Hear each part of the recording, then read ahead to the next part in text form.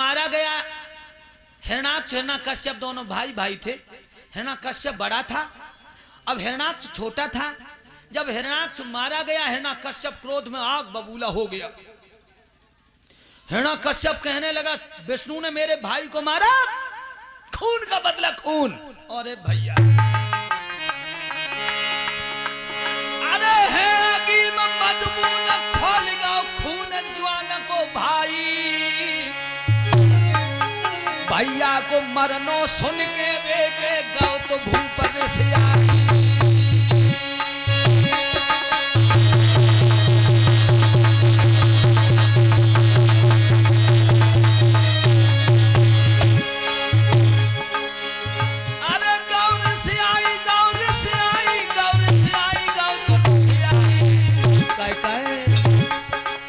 भैया को मरनो सुन के देखे गौ तो भूपर से आई।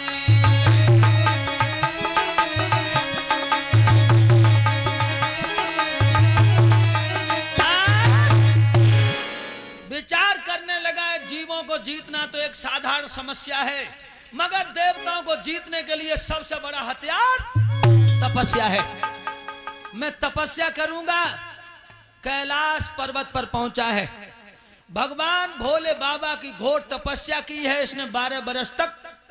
और 12 बरस तपस्या करने के बाद जब भगवान भोले बाबा प्रसन्न हो गए, कहने लगे वरदान मांग ले, तू क्या चाहता है?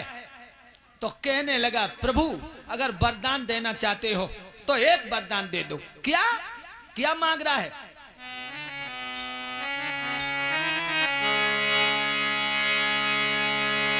क्या बोला हिरण्यकश्यप?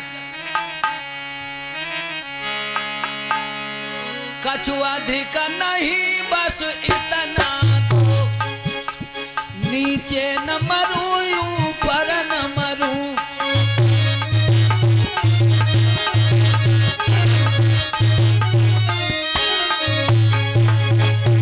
निस में न मरूं, दिन में न मरूं, भीतर न मरूं, बाहर न मरूं।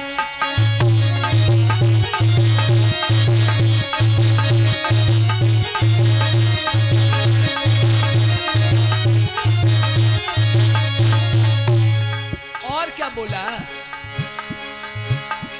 नर से न मरूं, पशु से न मरूं, व्यापे कोई हथियार नहीं। और हमको तो भोग भोग दे दो, कोई रह जाए नाथ बिहार नहीं।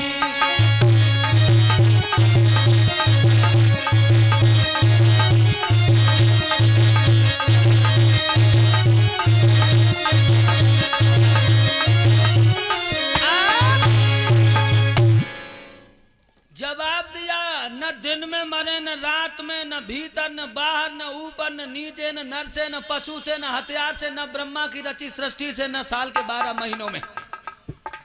भगवान बोले, तू तो लेनी लगा के रही हो। हाँ, जा, मैंने वरदान दे दिया। न दिन में मरेगा, न रात में, न भीतर, न बाहर, न ऊपर, न नीचे, न नर से, न पशु से, न ब्रह्मा की रची सृष्टि से मरेगा, न साल के 12 महीनों में मरेगा, लेकिन मरेगा। कहने को जाओ, कोई बात भाई, सब करे धरे पे पानी फेंक दो तुमने। जब तुमने वरदान दे दिया तो हम मरेंगे ही नहीं। जवाब दिया, ये तो हमने नहीं कहा कि तू कभी मरेगा ही नहीं। जितनी चीजों से तूने मौत नहीं मांगी, इतनी चीजों से तेरी मौत नहीं होगी, लेकिन मारने के लिए कोई रास्ता निकालना पड़ेगा हमें। अब तूने हमारे लिए परेशानी बढ़ा दी। मेरे नौजवान साथियों, वरदान दे दिया, करेला बैसे तो करियो तो दरियर नी पे और पोड़ियो। बैसे तो जो घमंडी रहे, और वरदान और इसे मिल गया, अब तो दीवारन से टक्करें लेने लगो, कौन मेरा क्या बिगाड़ लेगा। मेरे नौजवान साथियों, घर आया,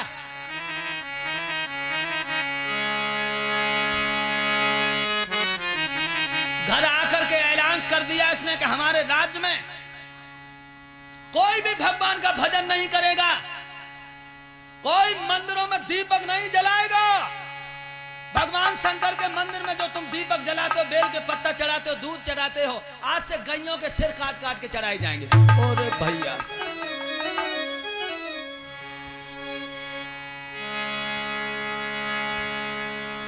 अत्याचार होने लगे। श्री सुखदेव जी बोले, हे राजा परीक्षित, आसपास के सब राजाओं को इसने बस में कर लिया, जीत लिया।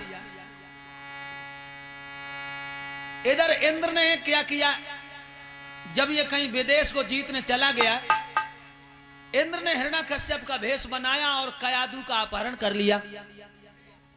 कयादू का अपहरण करके देवराज इंद्र स्वर्ग के लिए जा रहा था। देवऋषि नारद ने कहा कि तूने जिस स्त्री का हरण किया है, अपहरण किया है, इसके पेट में भगवान का भक्त पल रहा है, इसे छोड़ दे।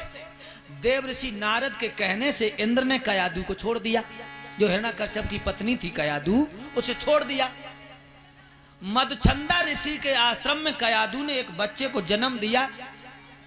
उस बच्चे का नाम रखा प्रहलाद।